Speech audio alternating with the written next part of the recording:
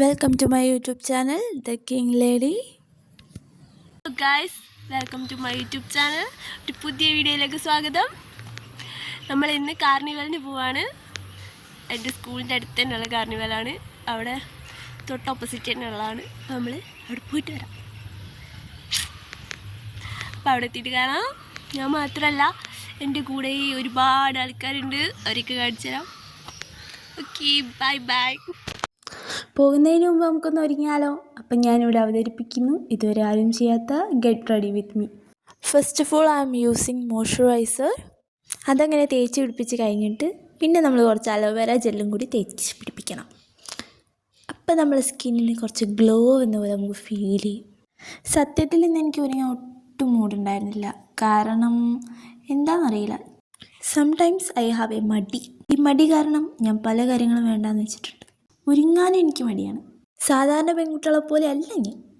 പക്ഷേ ചില സമയങ്ങളിൽ എനിക്ക് ഒരുങ്ങാൻ ഭയങ്കര ഇഷ്ടമാണ്. Sometimes I just love with the ഒരുങ്ങൽ തിങ്സ്.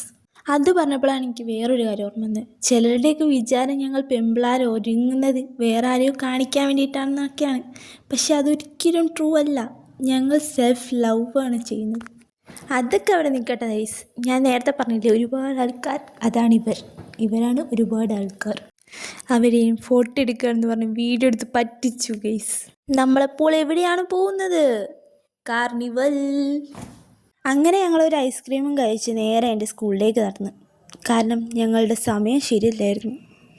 അപ്പോൾ സമയം നോക്കാൻ വേണ്ടിയിട്ട് സ്കൂളിലേക്ക് പോയി.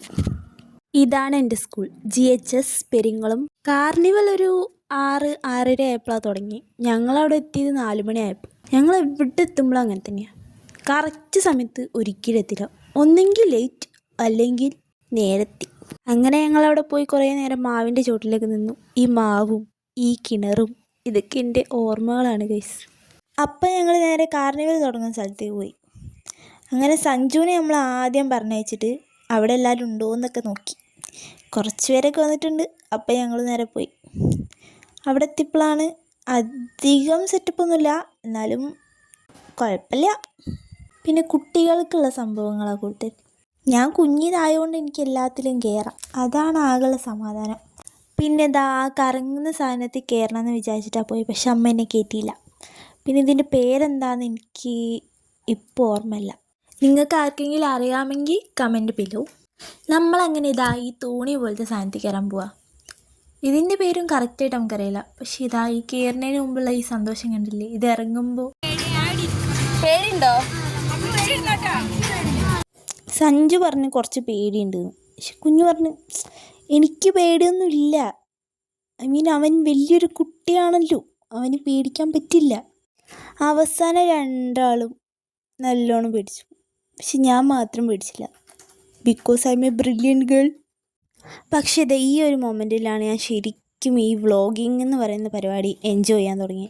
കാരണം ഞാൻ വിചാരിച്ചിരുന്നത് ഈ വ്ളോഗേഴ്സൊക്കെ ശരിക്കും അവരുടെ മൊമെൻറ്റ്സ് ഒന്നും എൻജോയ് ചെയ്യുന്നില്ല എന്നാണ് ഞാൻ വിചാരിച്ചിരുന്നത്. കാരണം ഒരു ക്യാമറ പിടിച്ചുകൊണ്ട് നമുക്ക് എങ്ങനെയാണ് നമ്മൾ ഹാപ്പിനെസ്സൊക്കെ എൻജോയ് ചെയ്യാൻ പറ്റുക? നമ്മളെപ്പോഴും അതിലേക്കായിരിക്കുമല്ലോ നമ്മളെ ശ്രദ്ധ. പക്ഷേ ഈ ഒരു മൊമെൻറ്റിൽ ഞാൻ മനസ്സിലാക്കി, എനിക്ക് ക്യാമറ പിടിച്ചുകൊണ്ട് ഭയങ്കര എൻജോയ് ചെയ്യാൻ പറ്റും. കാരണം ഇങ്ങനൊരു സിറ്റുവേഷനിൽ ക്യാമറ ഇല്ലാണ്ടായിരുന്നെങ്കിൽ ഞാനവിടെ കരഞ്ഞിട്ടുണ്ടാവും.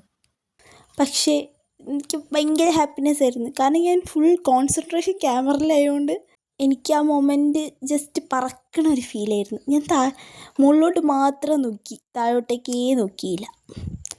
ഞാൻ ഹൈ ലെവൽ ഓഫ് കപ്പാസിറ്റിയിലായിരുന്നു. പക്ഷേ എൻ്റെ സൈഡിൽ നിന്ന 2 പേർ, അവർ ആർക്കുകയായിരുന്നു, ആർത്ത് വിളിച്ചു ദൈവത്തെ. ദൈവം വന്നോന്ന് എനിക്കറിയില്ല. പക്ഷെ കുറച്ച് നേരം കഴിഞ്ഞപ്പോൾ സ്പീഡ് ലോ ആയിരുന്നു. പേടിക്കുമെന്ന് പറഞ്ഞവരും പേടിച്ചു, പേടിക്കൂല എന്ന് പറഞ്ഞവരും പേടിച്ചു. പക്ഷെ ഞാൻ മാത്രം പേടിച്ചില്ല. അതിൻ്റെ അഹങ്കാരം എനിക്ക് ചെറുതായിട്ടുണ്ടായിരുന്നു. എന്തൊക്കെയായാലും പോകാനൊരു പ്രത്യേക ഫീൽ ഉണ്ടായിരുന്നു. സംഭവം അടിപൊളിയായിരുന്നു. പക്ഷേ കുട്ടികളല്ലേ അവർക്കത് പറ്റിയില്ല. അവർക്ക് പേടിയായി. പുറത്തിറങ്ങി കഴിഞ്ഞപ്പോൾ സഞ്ജുവിന് വേറൊരാഗ്രഹം, ഈ കാറിലും ബൈക്കിലൊക്കെ കയറണം. പക്ഷെ സമ്മതിച്ചില്ല. കുട്ടി പേടിച്ചു പോയില്ലേ, അതുകൊണ്ട് നമ്മൾ ആരും സമ്മതിച്ചില്ല അവനെ കയറി. ഇതിൻ്റെ സങ്കടമൊന്നും അവൻ്റെ മുഖത്തില്ല. പിന്നെ നമ്മൾ നേരെ പ്ലേ സ്റ്റേഷനിലേക്ക് വിട്ടു. പൈസ കൊടുക്കൂ, കളിക്കൂ, തോൽക്കൂ, ഇതാണ് ഇവിടുത്തെ പ്ലാൻ. ഇത് ബേസിക്കലി ഇതൊരു ഉടായ്പ പരിപാടിയാണെങ്കിലും പൈസ കൊടുത്ത് ഇത് കളിക്കുമ്പോഴുള്ളൊരു ഒരു സംഭവം കിട്ടുമല്ലോ. അങ്ങനെ ഞാനിതാ ഈ ഗെയിം കളിക്കാമെന്ന് വിചാരിച്ചു. അവർ നമുക്ക് 6 ബോൾ തരും. നമുക്കിതിലേതിൽ വേണമെങ്കിലും വീഴ്ത്താം. അങ്ങനെ അവസാനം ഇതിൽ എത്ര എണ്ണം വീണാലും കുഴപ്പമില്ല. ഒന്നിൽ തന്നെ വേണമെങ്കിൽ 3, 4, 5 എണ്ണം വീഴ്ത്താം. അത് കഴിഞ്ഞിട്ട് അവർ എണ്ണും, മാർക്ക് കൂട്ടും. മാർക്ക് കൂട്ടിയിട്ട് കിട്ടുന്ന സംഖ്യയിൽ നമുക്ക് ആ സംഖ്യയിൽ എന്താണോ ഉള്ളത് അത് നമുക്ക് എടുത്ത് തരും. അതാണ് ഈ കളി. അനു വീഴ്ത്താൻ പിന്നെ പണ്ടേ കേമി ആയതുകൊണ്ട് ഒന്നും കിട്ടിയില്ല. ഞാൻ ഉദ്ദേശിച്ചത് 6 ആണെങ്കിലും ഒന്നുപോലും 6 പോയി വീണില്ല. ഒന്നും കിട്ടിയില്ല, ജസ്റ്റ് ഒരു ഫ്രൂട്ടി. പക്ഷെ ഒന്നിനും പറ്റാത്ത ആ ഫ്രൂട്ടിയിൽ വരെ ഞാൻ സന്തോഷം കണ്ടെത്തി. Because my happiness is my choice. ഇതിലെനിക്ക് ഹാപ്പിനെസ് കണ്ടെത്താം. നമുക്ക് കുഞ്ഞു കുഞ്ഞു കാര്യങ്ങളിൽ വരെ സന്തോഷം കണ്ടെത്തണമെങ്കിൽ നമുക്ക് കുഞ്ഞി മനസ്സ് വേണം.